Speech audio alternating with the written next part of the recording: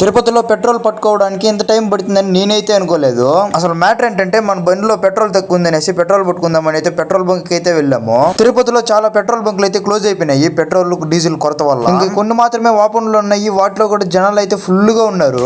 ఇంకా చేసేది ఏం లేక చాలా గంటల సేపు వెయిట్ చేసి పెట్రోల్ అయితే పట్టుకున్నాం ఎలాగో అలాగా. ఇంకా సాయంత్రం బొండలు బజ్జీలు తినేసి ప్రేమ కావాలి సినిమాకి టికెట్లు అయితే బుక్ చేసుకున్నాం. డైరెక్ట్ గా థియేటర్ కి అయితే వెళ్ళిపోయాం.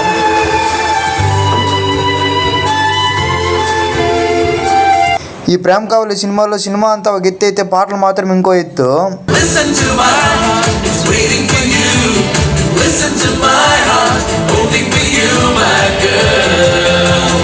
ఇంక ఇంటర్వ్యూలో పాప్కార్న్ తెచ్చుకొని అయితే తినేసాము. చాలా మంది చాలా సాంగ్స్కి అయితే రీల్స్ అయితే చేశారు థియేటర్లో. మీకు కూడా చూపిస్తా చూడండి.